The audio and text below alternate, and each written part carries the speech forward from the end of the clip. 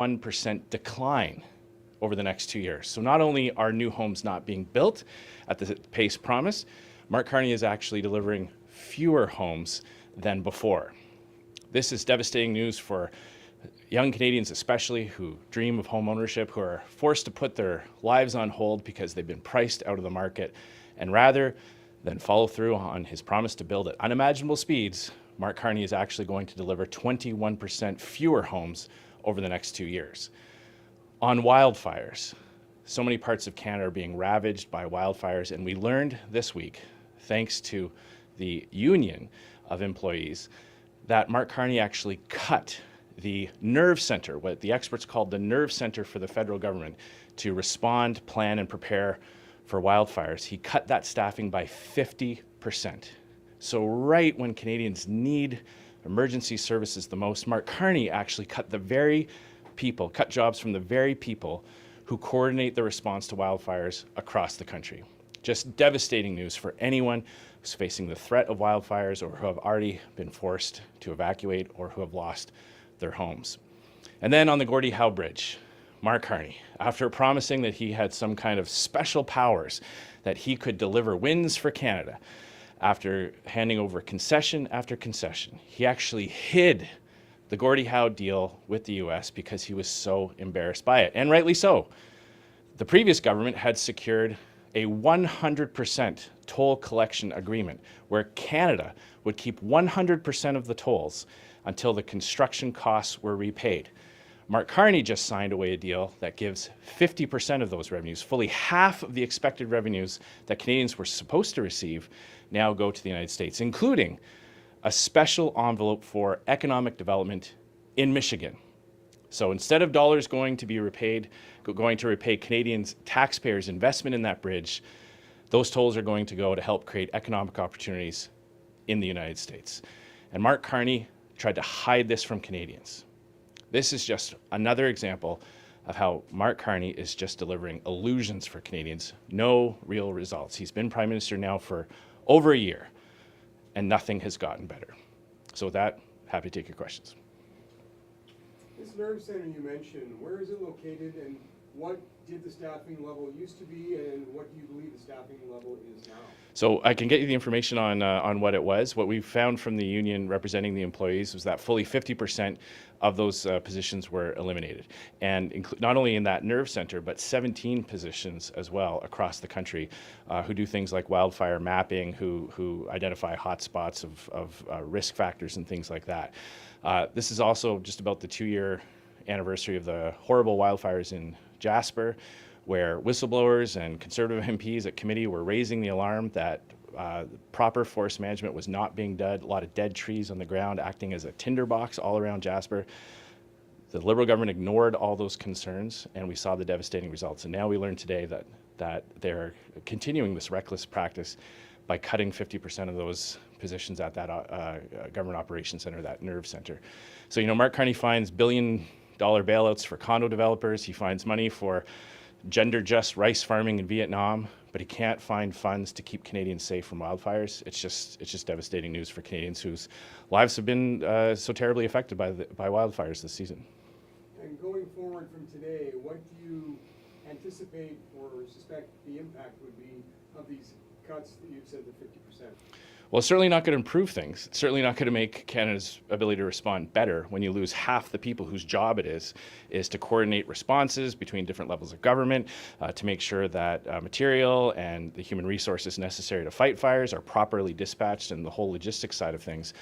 We are continuing to get more details on this. This is a newly breaking story, but I can tell you, anyone who has had to leave their home, who have watched their homes burn down, who are under threat of wildfires in the community, must just be devastated to know at the very time that they need increased resources to keep Canadians safe, Mark Carney's government has cut 50% of those positions. On the Gordie Howe International Bridge, a committee meeting has been called for next week to discuss the deal. What do you expect to come out of that meeting? Who do you think we should hear from? Well, first and foremost, we're calling on the Liberal government not to shut down this meeting. They've done this in the past where opposition MPs recall a committee to get to the bottom of things, and we've seen the government just use their newfound majority to just completely kill the investigation. This is a major expenditure for the Canadian people. Canadian taxpayers built 100% of the costs for this bridge, including hookups to US interstates. And the deal was, in return, we would get repaid first. The Canadian taxpayer would be kept whole first. Mark Carney can't even come clean. He can't even admit to Canadians what's in the deal. So we'd like to start with actually seeing the agreement. We'd like to get an understanding from the government. Did they get anything in return for this concession? We've seen Mark Carney offer unilateral concessions before and get nothing for them. He very quietly dropped retaliatory tariffs in the middle of a campaign and kept that hidden from Canadians. He backed down on the digital services tax and got nothing in return. So he just gave up 50% of the toll revenues, pushing back the repayment timelines for Canadians by 15 years. Did he get anything in return? What did Canada get out of this deal? And would you support the federal government using retaliatory measures if they don't reach a deal with the Trump administration by August 19th? Well, I'm glad you brought up this deadline. This is yet another Mark Carney promise. He promised last year that he would get a deal by July 21st. Last year. We're now well past that this year. It's over a year late. We've said before that we can't control what Donald Trump does. The U.S. president is going to do what he's going to do. But Mark Carney has not made Canada stronger. He has not done the things that make Canadians less competitive compared to our U.S. competitors. For example, Mark Carney has kept the industrial carbon tax in place on Canadians. That means any manufacturer that's looking to expand or build in Canada versus the United States sees a big, huge tax slapped on all their products.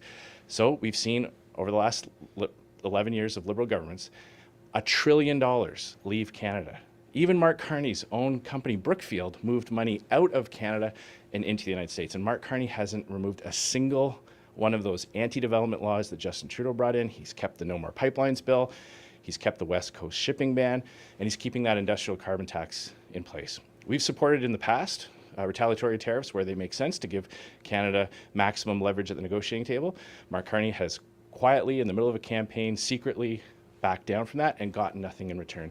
So I think a lot of Canadians are starting to ask, like, what value add does Mark Carney bring to the negotiating table? He gives concession after concession but doesn't get anything in return. He doesn't do the things to make Canada's economy more competitive, to attract that investment, and Canadians are paying the price. They're paying the price through higher inflation, through lost jobs opportunities, and watching those investment dollars flow to our biggest competitor, the United States. The Prime Minister just called the Gordie Howe Bridge Agreement, quote, a good deal for the future of commerce. And Premier Doug Ford said something very, very similar along the same lines. What do you make of that characterization? Well, all I point out is that the original deal was that Canadians would be paid first. We would get 100% of the revenue until those construction costs were paid off. This new deal, government officials are admitting, sees 50% of that revenue go to the United States immediately. None of the construction costs, none of the debt servicing costs are calculated into the net profits that the Americans will now take 50% of. So Mark Carney has to explain to Canadians how they're better off. How are we better off losing 50% of the revenue? I mean, he's a banker. He should be able to answer these kinds of questions. I don't know too many investors that would think losing half of what you were promised is a win unless he's got something to tell Canadians that he's keeping secret. Did he get anything back from the United States in return? Is this going to lead to a deal on CUSMA? Is this going to lead to any easing of any tariff? So far, the answer is no. So Mark Carney continues to just say things that bear no connection to reality. 50% is less than 100%. That's just math. And the Prime Minister was asked today if he lied when previously explaining this agreement. His response was that he could have done a better job explaining things. Do you think he misled Canadians? Absolutely. Absolutely, he did. He told Canadians that Canadians would be paid back first, that the construction and debt servicing costs would be factored into this. Now we know that just wasn't true. Mark Carney saying that he could have been clear is the closest thing you get to a Liberal admitting that they deliberately misled Canadians. If he was so proud of this deal, if he thinks it's such a win, why did he keep it hidden? And we'll see. We'll see when we have this committee meeting. If Liberal MPs shut this meeting down, we know that's because they've got something to hide. When I'm proud of my work, you know, when I was a kid, you stick it on the fridge. You know, when you're proud of your kids' homework when they come in, you stick it on the fridge with a big, a gold star on the front. If Mark Carney loves this deal and think Canadians are going to really appreciate giving up 50% of what was owed to them, he should be proud of it. He should stand by it and allow the committee to really investigate this. If it did lead to concessions on the threats of 50% tariffs before, August 19th, would that change your viewpoint on this topic? Well, so far there's no indication that that's the case. In fact, tariffs are only getting worse. So again, if Mark Carney thought that this was a path towards getting a deal, he should be upfront with Canadians. I think that's the biggest thing here. Canadians have a right to know. It's their money. They work hard. They see, many Canadians see, 35, 40, 45% of their paycheck taken right at source to pay taxes to the government. So when the government spends that money that they've taken off their paychecks, Canadians have a right to know where it's going. And Mark Carney could have started with that. He could have come to Canadians right from the get-go, explained the deal, explained why the deal had to be what it was in his mind, and let Canadians decide. Instead, he's keeping all those facts hidden. It's quite clear it's because he's not proud of it. And at the end of the day, what Liberals are basically admitting about Mark Carney is that he's not bringing any value added to Canadians at the negotiating table. He held himself up during the last election as the guy you hire in a crisis, somebody with special powers that knew how to handle this. We're a year into his government. Investment continues to leave Canada. Tariffs have only gotten worse. The United Arab Emirates, I'm not sure if you saw this story, the United Arab Emirates came to Canada with $70 billion looking to invest in Canada. And Mark Carney's government told them, go home with the money. We don't have anything for you to invest. Okay, this is after being in power a year. This is after promising to build things at unimaginable speeds. We see investment dollars leaving, Canadians' own government telling investors to park their cash, and now we see a deal that sees 50% of the promised revenues to Canadians go to the United States to create jobs and opportunities in Michigan, not in Canada. Maybe time for one more? Housing again for a moment. You mentioned 21% decrease in housing starts, was it? Mm-hmm. I'm aware of the overbuilding of condos in Vancouver and what's been going on there. Do you have any geographic information as to where there have been reductions in housing starts? I mean, possibly Vancouver because of the condos there, but do you know where geographically numbers are down a lot and where they might in fact be up? Well, I can provide you with the full report that breaks down. This is, again, a breaking news story this morning. What's clear is that Mark Carney's created the worst of both worlds. He's not only delivering fewer housing starts, but instead of allowing existing home prices to fall, he's bailing out developers to keep those prices high. What should happen if developers misread the market and overbuilt on condos instead of other types of dwellings? Well, those prices should fall, and home buyers, people looking for condos, will benefit from lower prices.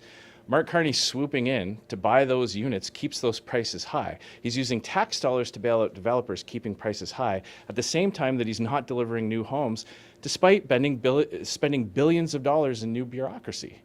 So he's spending without building, he's bailing out instead of letting prices fall, and Canadians who were hoping that they'd be able to buy their first home in the next 2 years hit with the devastating news that there's going to be 21% fewer homes built under Mark Carney's government than before. So this is just devastating news. Again, when Mark Carney says something, more and more it's clear after a few weeks go by that what he said does not match reality, and Canadians are starting to see through that illusion. I guess if I can, Regina... This will have to be the last one, then I'll have to, yeah. Regina, at the very least, with the rapid housing initiatives, has seen a surge in new home starts over the past couple of years. So I guess the projection 21% over the next span of years? It's over the next 2 years, yeah, and that is on a national basis. Could that partially just be like riding the wave down after a big surge? No, actually, a great question, but so far the stats show that Mark Carney has not met his target any year. So it's not like there was a big surge and then a bit of a collective breath catching by the industry. They've never hit their targets. They've never had that big increase. And now we get hit with the news that not only will those home starts not go up, they're actually going down. So it's just, again, another instance of Mark Carney spending billions of new dollars on bureaucracy instead of getting results, and Canadians are paying the price. Thanks very much. Okay, really appreciate you coming by today, and sorry we started a little bit late. No. I'm sorry for tearing apart your... I just appreciate it's inside. What's I that? just appreciate it's inside. Yeah. Alrighty. Awesome. I'll let you guys Yeah. happy things down, and Yeah. thanks very for, I much. really appreciate you coming by, and especially on the short notice. And, Yeah, no worries. awesome. Thank you. Yeah. Thanks. Yeah. Stop All right, by. If see you. anybody's at the game tonight, stop by the concourse. We'll do that. Have a good one. Okay. Awesome.